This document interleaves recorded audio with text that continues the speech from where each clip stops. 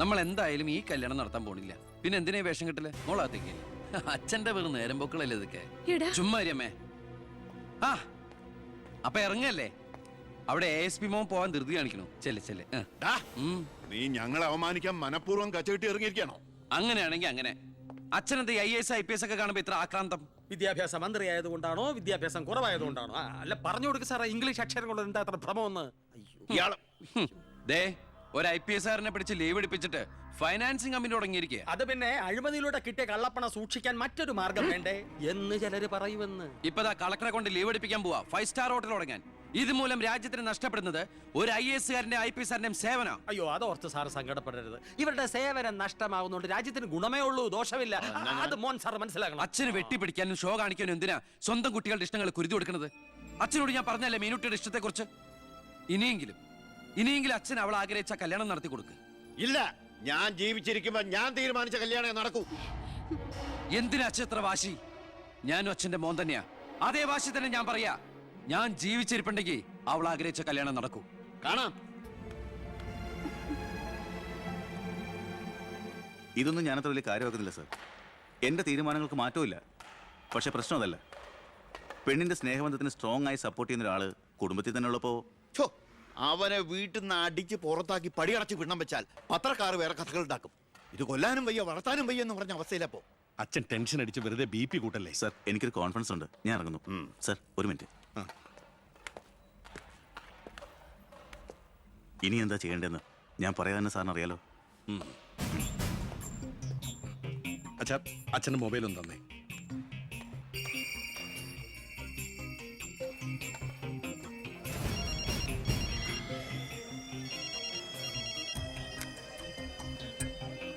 Hello. പവിത്രന്. പേര് Prasad. Kottappuram UP സ്കൂളിലെ കണക്ക് വാദ്യാർ. രാഷ്ട്രീയ വൈരാഗ്യം. പിന്നെ വിവരങ്ങൾ അപ്പപ്പ തന്നെ അറിയിക്കണം. നീ ഇപ്പൊ എന്ത് ചെയ്യാൻ പോവാ? അച്ഛൻ ആരുടെ മുമ്പിലും തല കുനിക്കുന്നത് കാണാൻ എനിക്ക് വയ്യ. നമ്മുടെ മീനുവിന്റെ കല്യാണം മാന്യമായി നടത്തണ്ടേ അച്ഛാ?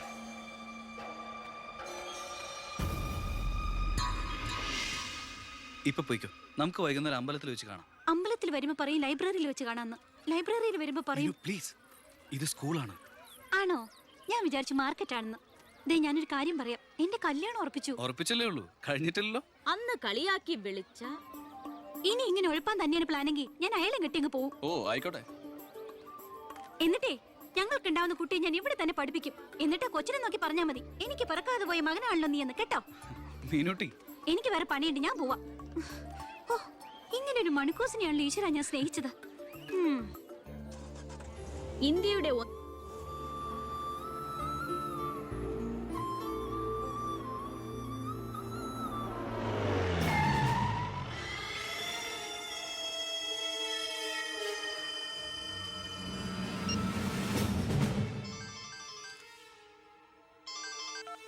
ഹലോ. ഉണ്ട്, കൊടുക്കാം. പവിത്ര, എന്തോ? നിനക്ക. ഹലോ, പവിത്ര സാറല്ലേ? ഞങ്ങൾ സ്കൂളിലെത്തി. ഇനി ഈ നമ്പറിലേക്ക് വിളിക്കണ്ട. ശരി, ഓക്കെ. +9 = 25. ഇനി എല്ലാവരും എഴുതിയെടുത്തോളൂ.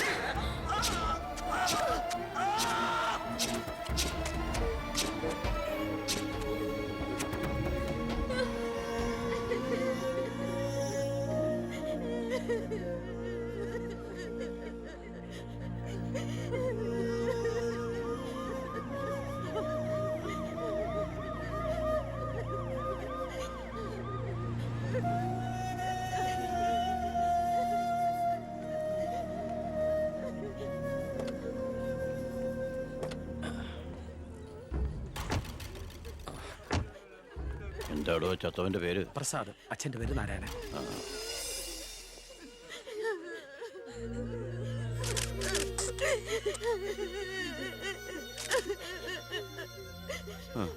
പ്രസാദിന്റെ അച്ഛൻ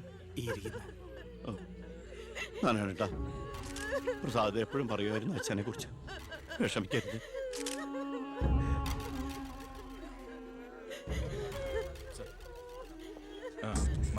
എക്സ്ക്യൂസ് മീ സാർ, പ്രസാദിന്റെ കൊലപാതകത്തെ കുറിച്ച് എന്തെങ്കിലും? പ്രസാദിന്റെ മരണം കേട്ടപ്പോൾ ഞാൻ ഞെട്ടിപ്പോയി. പാർട്ടിക്ക് നഷ്ടപ്പെട്ടത് ചൂട് മുശിരുള്ള ഒരു സജീവ പ്രവർത്തകൻ. പാർട്ടിയുടെ സജീവ പ്രവർത്തകൻ ചുളുവിൽ ഒരു രക്തസാക്ഷി ഉണ്ടാക്കിയെടുക്കുക. ആ പാവത്തിന് രാഷ്ട്രീയം എന്തെന്ന് അറിയുമല്ല. എന്താ സാർ, കൊലപാതകയെ കുറിച്ച് വല്ല തുമ്പും കിട്ടിയോ? പട്ടാ പകൽ എല്ലാവരുടെയും മുമ്പിലിട്ട് എന്നിട്ടും പ്രതിയെ പിടിക്കാൻ പോലീസിന് കഴിഞ്ഞില്ലെന്ന് വെച്ചാൽ നാണക്കേടാണ് സാർ. താൻ എന്തിനാ എന്റെ അടുക്ക ചൂടാവുന്നേ? അധികാരമുള്ളവർ പറയുന്നത് അനുസരിക്കാൻ എനിക്ക് കഴിയൂ. അധികാരം ഉണ്ടോ എനിക്ക്? എങ്കിൽ താൻ പറയുന്നത് അക്ഷരം പ്രതി അനുസരിക്കാൻ ഞാൻ. രാജ്യത്തിന്റെ തന്നെ അഭിമാനമാണ്. എടോ, കൊലപാതകയെ പറ്റി വ്യക്തമായ സൂചന എനിക്ക് ലഭിച്ചിട്ടുണ്ട്. എങ്കിൽ പിന്നെ സാറിനെ അവരെ അറസ്റ്റ് ചെയ്തൂടെ? വെറുതെ അറസ്റ്റ് ചെയ്തിട്ട് കാര്യമൊന്നുമില്ല. സാക്ഷികൾ വേണം. അല്ലെങ്കിൽ കോടതിയിൽ നിന്ന് പുല്ല് പോലും ഇറങ്ങിപ്പോരും. സാക്ഷി പറയാൻ ആളുണ്ടാവണം. ആരും ഉണ്ടാവില്ല. ഉണ്ടെങ്കിലോ അധികാരികളുടെ ഒക്കെ ഉത്തരവിന് മേലെ നിന്നുകൊണ്ട് ഞാൻ പ്രതിയെ കസ്റ്റഡിയിലെടുക്കാം. ശിക്ഷ വാങ്ങിക്കൊടുക്കാം. കുട്ടികളുടെ മുന്നിലിട്ട് കുട്ടികളുടെ ഷോക്ക് ഇതുവരെ വിട്ടുമാറിയിട്ടില്ല. പ്രസാദിന്റെ അച്ഛനും അമ്മയും പെങ്ങളും ഒക്കെ അവരുടെ കണ്ണീര് നമുക്ക് കണ്ടില്ലെന്ന് നടിക്കാൻ പറ്റുമോ? വേണ്ട കുഞ്ഞെ, അവരൊക്കെ വലിയ വലിയ ആളുകളാ. എനിക്ക് ഇവളല്ലാതെ വേറെ ആരുമില്ല. കൊള്ളാവുന്ന ഒരുത്തരെ ഇവളെ കൈപിടിച്ചു കൊടുത്ത് മനസമാധാനത്തോടെ മരിക്കണം എന്നാ എന്റെ ആഗ്രഹം. ശരി, പ്രസാദിന്റെ കൊലപാതകത്തിൽ നിന്ന് നമുക്കങ്ങനെ ഒഴിഞ്ഞു മാറാൻ പറ്റൂ? ഒരു തരത്തിലും നമുക്കില്ലേ പങ്ക്? താൻ ഒരാൾ വിചാരിച്ചാല് കൊലപാതകയെ കോടതിയുടെ മുമ്പിൽ കൊണ്ടുവരാൻ പറ്റും, വ്യക്തമായ സാക്ഷിമൊഴികളോടെ. എന്നെ വിശ്വാസമില്ല ശരിക്ക്. ഞാൻ വരാം. ഏത് കോടതിയിൽ വേണമെങ്കിലും. മോളെ, ഒരു കുഴപ്പമുണ്ടാവില്ലമ്മേ.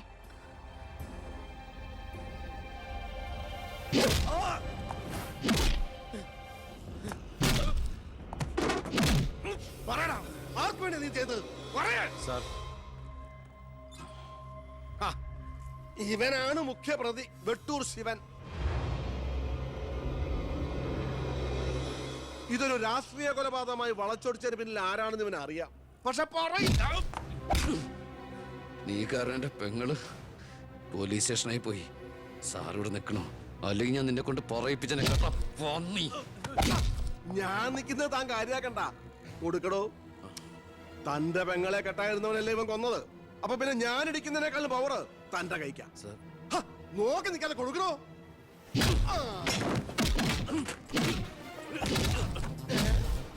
തിരിച്ചടിക്കാൻ തന്റെ അച്ചു വീടോ? ഇടിച്ചു തന്നെ ഇടിക്കടോ.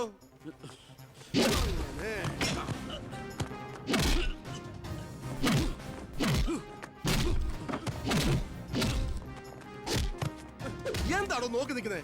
ആ ട്യൂ മാറ്റിയിടാൻ പറഞ്ഞത് എത്ര ദിവസമായി? പോയി മാറ്റിട്ടോ.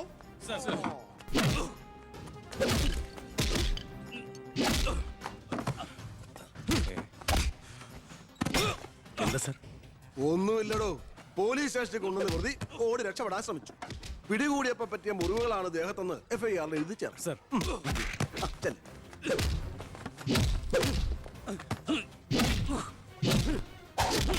പറയടാ, ആര് പറഞ്ഞിട്ടാണ് നീ ചെയ്തത്? പറയാൻ ആരാടാ നിന്റെയൊക്കെ പിന്നിൽ? മതി മതി. ഒരു ചാൻസ് കിട്ടിയെന്ന് വെച്ച് ഓവറാക്കരുത്. അവൻ ചത്തുപോവും. പിന്നെ ലോകം മർദ്ദനം, CA സസ്പെൻഷൻ. വെറുതെ എന്തിനാ എന്റെ കഞ്ഞിയില്? തൽക്കാലം ഇവനൊന്ന് റെസ്റ്റ് എടുക്കട്ടെ. എനിക്ക് അവന്റെ മേലെ കുറച്ച് പണിയുണ്ട്. എന്നിട്ട് ഞാൻ അവനെ കൂടെ സത്യം പറയിപ്പിച്ചോളാം. താൻ ചെല്ല്.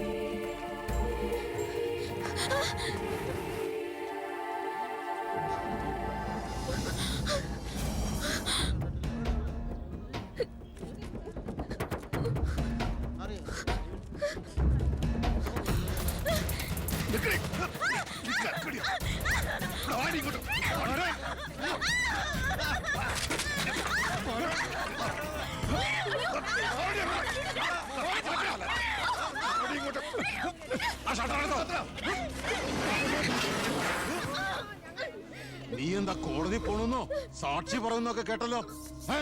ശരിയാണോടി? നീ കണ്ടതല്ലേ കൺമുമ്പിലൊരു പാവത്തിനെ കൊത്തി നുറുക്കിയത്? നിനക്ക് ജീവിക്കണമെന്ന് ആഗ്രഹമില്ലേ? നിന്നെ പോലെ ഉള്ളവരാടി ഞങ്ങളെയൊക്കെ വീണ്ടും വീണ്ടും വഴിതെറ്റിക്കുന്ന. പേടിച്ചു പോയോ? ഞാൻ അങ്ങനെയാ, പെട്ടെന്ന് വയലന്റ് ആയി പോകും. മോള് കോടതി പോണം. ഒന്നും കണ്ടിട്ടില്ല, ആരാണെന്ന് അറിയില്ല, അങ്ങനെ സാക്ഷി പറഞ്ഞാ മതി.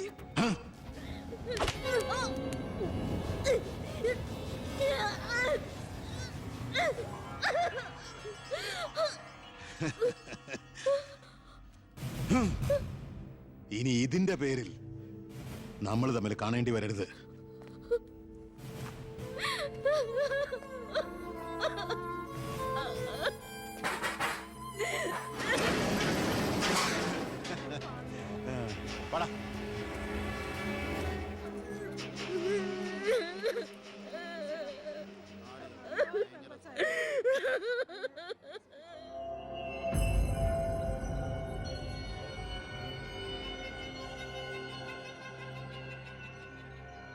രണ്ടുപേരോട് 1000 വട്ടം ഞാൻ പറഞ്ഞതല്ലേ, കല്യാണ പ്രായ പെണ്ണ.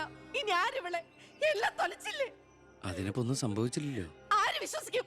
ഇത്രയും പേരുടെ മുന്നിൽ വെച്ച് മറുപടി പറഞ്ഞു പറഞ്ഞു ഞാൻ മടുത്തു. എങ്ങനെ ആശ്വസിപ്പിക്കണ്ടെന്ന് എനിക്കറിയില്ല. ഈ സമയത്ത് പറയുന്നത് ശരിയാണോന്നും അറിയില്ല. ഒരു സഹതാപത്തിന്റെ പുറത്ത് ചോദിക്കുന്നതല്ല, എനിക്കിഷ്ടമാണ് അവളെ. ഞാൻ നോക്കിക്കോളാം, പൊന്നുപോലെ. രാഷ്ട്രീയ കുടുംബമല്ലേ, അവസരത്തിനൊത്ത് പലതും പറയും, നാളെ അത് മാറ്റിയും പറയും. തിരിച്ചറിവില്ലാത്ത പ്രായത്തിൽ നീ കൊടുത്ത കത്ത് മേടിച്ചു എന്ന് പറഞ്ഞ് ആട്ടി പുറത്താക്കിയതല്ലേ ഞങ്ങളെ. ഇപ്പതാ സാക്ഷി പറയാൻ കൊണ്ടുപോയി അവളുടെ ജീവിതവും നശിപ്പിച്ചു. ഇനി എന്ത് വിശ്വസിച്ച അവളെ നിന്റെ കൂടെ അയക്കേണ്ടത്? കൊല്ലൂല്ലെന്ന് എന്താ ഉറപ്പ്? മന്ത്രിയുടെ മോൻ എന്ന പദവിയല്ലാതെ ഇവളെ കൊണ്ടുപോയി പോറ്റാൻ നിനക്ക് വല്ല ജോലി ഉണ്ടോടാ?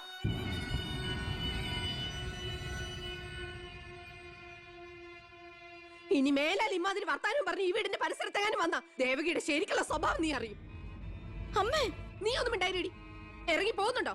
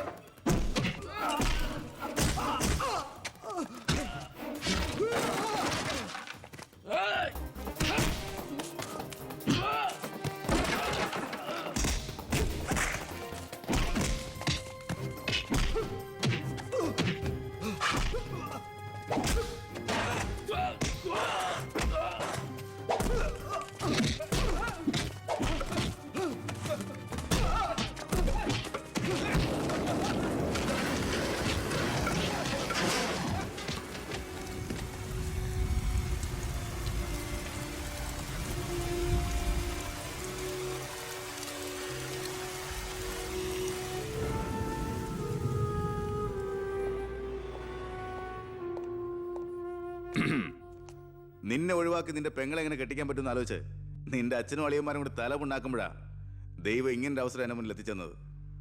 ആദ്യം നിന്നെ സപ്പോർട്ട് ചെയ്യുന്ന CI വിജയനെയും ഗ്രൂപ്പിനെയും ഒരു അന്വേഷണത്തിന്റെ ചുമതല കൊടുത്ത് ഞാൻ സേലത്തേക്ക് അയച്ചു.